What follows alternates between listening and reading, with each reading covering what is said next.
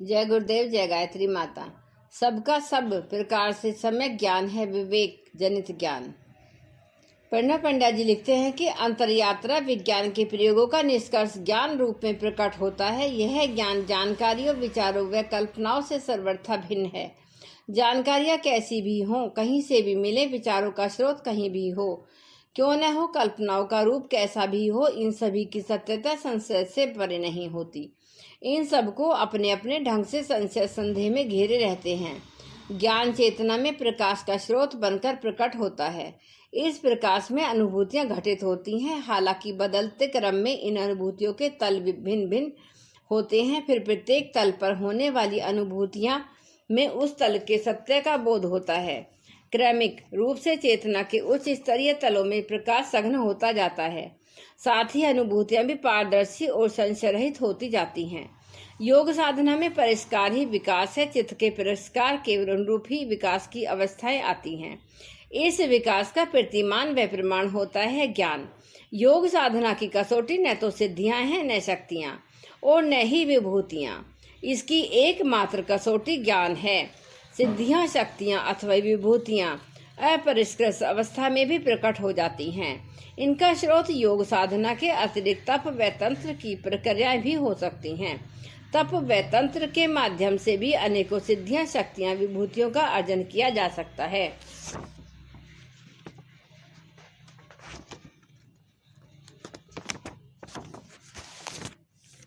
लेकिन इनसे ज्ञान की निष्पत्ति संभव नहीं है। अनेकों तपस्वी व तंत्र सिद्धि व्यक्ति अपने पास अनगिनत सिद्धियां, शक्तियां व विभूतियों के होते हुए भी ज्ञान विहीन होते हैं। अहंकार उन्हें घेरे रहता है अपने कार्यों एवं जीवन शैली से। वे उत्तरोत्तर अपने चित्त को मलिन करते रहते हैं, जबकि चित्त की परिष्कार करने वाली योग साधना में तत्पर व्यक्ति ज्ञानपूर्ण, बोधपूर्ण, संवेदनशील व शुद्ध जीवन जीता है। विवेक ज्ञान में ज्ञान का सम्यक और संपूर्ण स्वरूप प्रकट होता है। इस ज्ञान के प्रकट होने पर संशय, संदेह व भ्रम मिट जाते हैं। साथ ही मिट जाती है देश व काल की दूरियां। कोई भी कहीं भी क्यों न हो, उसके सभी दृश्य व अदृश्य भेदों को, प्रकट अप्रकट रहस्यों को सहजता से स्पष्ट हो से जाना जा सकता है। सूत्रकार ऋषि पतंजलि अपने अगले सूत्र में इस विवेक ज्ञान की महिमा बताते हैं। विवेक जनित ज्ञान से मनुष्य संसार समुद्र को पार कर लेता है। इस ज्ञान से सबको सब प्रकार से जान जाता है। इसके द्वारा किसी को किसी भी क्रम में संपूर्ण रूप से जान लिया जाता है। विवेक जनित ज्ञान की ऐसी महिमा है। महर्षि अपने इस महत्वपूर्ण सूत्र में ज्ञान के सर्वोच्च स्वरूप को प्रकट करते हैं। सामान्य जीवन में हम जिसकी चर्चा करते हैं उसकी अनुभूति पाते हैं। यह उससे सर्वथा भिन्न है। सामान्य क्रम में कल्पना ज्ञान की कोपलों के रूप में फूटती एवं विचारों के रूप में विकसित होती है। जानकारियों के रूप में इसका आदान प्रदान होता है। पर यहाँ जिस ज्ञान की चर्चा सूत्रकार महर्षि कर रहे हैं वह भिन्न है। इसका अंकुरण, पृष्ठोपन, उद्भव केवल परिष्कृत चित्त में होता है। इसमें किसी बाह्य साधनों की आवश्यकता नहीं होती। इस सूत्र में महर्षि ने इस ज्ञान की विशेषताओं की चर्चा की है, जिनका क्रमिक विवेचन किया जाना है। महर्षि के इस विवेक जनित ज्ञान की विशेषताएं हैं तारक, सर्वविषयम, सर्वथा विषयम एवं अकर्मम। अब क्रम अनुसार इस विवेक जनित ज्ञान की पहली विशेषता है तारक, तारने वाला है। इस ज्ञान से जीवन का संसार समुद्र से उद्धार होता है। इस ज्ञान की प्राप्ति न तो पुस्तक पढ़ने से होती है और न ही प्रवचन सुनने से। चित्त जब परिष्कार की सर्वोच्च अवस्था में पहुंच जाता है तो उस शुद्ध चित्त में स्वाभाविक ही इस विवेक जनित तारक ज्ञान का उदय होता है। इस ज्ञान से पर वैराग्य का उदय होने से आसक्ति एवं अहंकार के दोष स्वतः नष्ट हो जाते हैं। जीवन की चेतना व सुखों से व सिद्धियों से स्वतः ऊपर उठ जाती है। योगी इस ज्ञान के द्वारा केवल व्यवस्था को पा लेता है। इससे योग साधना की अपनी स्वरूप में अव्यवस्थित हो जाती है। इसलिए इस ज्ञान को तारक ज्ञान कहा जाता है, क्योंकि इसके स्वभाव एवं प्रभाव से व्यक्ति संसार समुद्र को पार कर जाता है।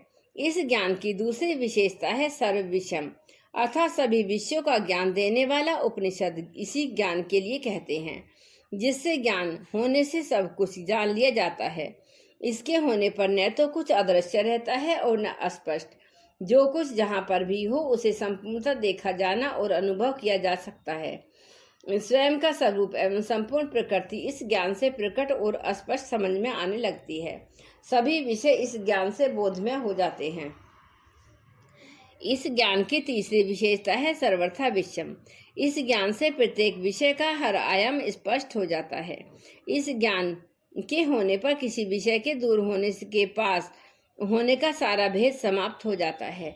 इतना ही नहीं, उसके दृश्य व अदृश्य, प्रकट अप्रकट सभी पहलू जाने जा सकते हैं। इस ज्ञान से किसी भी विषय के सूक्ष्म अति सूक्ष्म रहस्य सरलता व सहजता से स्पष्ट होते हैं। सभी विषयों के सभी आयामों को एक साथ प्रकट कर देना, इनका बोध करा देना इस ज्ञान की विशेषता है। इस ज्ञान की चौथी विशेषता है आकर्मम, अर्थात इसके द्वारा बिना किसी क्रम के सभी कर्मों का ज्ञान होना। विवेक जनित ज्ञान होने से क्रम श्रृंखला का कोई महत्व नहीं रह जाता। सामान्य क्रम में हम यही देखते हैं कि प्रत्येक ज्ञान प्राप्ति में क्रम का महत्व है। अध्ययन हेतु पहले हमें वर्णमाला का ज्ञान पाते हैं, अक्षरों की पहचान एवं उनके उच्चारण को सीखते हैं। तत्पश्चात उनके सम्मिलित स्वरूप का क्रम आता है। बाद में इनके व्याकरण की जटिलताएं सीखते हैं। ज्ञान का सही क्रम अन्य विषयों एवं उपलब्धियों के साथ जुड़ा हुआ है, परंतु विवेक जनित ज्ञान होने से इस क्रम के सिलसिले का महत्व समाप्त हो जाता है। विवेक जनित ज्ञान होने से योगी किसी भी विषय को किसी भी क्रम से जान सकता है, इसका अनुभव पा सकता है। फिर भले ही इसका आरंभ अंत से करें अथवा मध्य से अथवा प्रारंभ से, इन विषमताओं से संपन्न होता है विवेक ज्ञान। इस ज्ञान से न केवल जीवन की सभी समस्याओं का समाधान होता है, बल्कि जीवन संसार सागर से भी पार हो जाता है। जय गुरुदेव, जय गायत्री माता।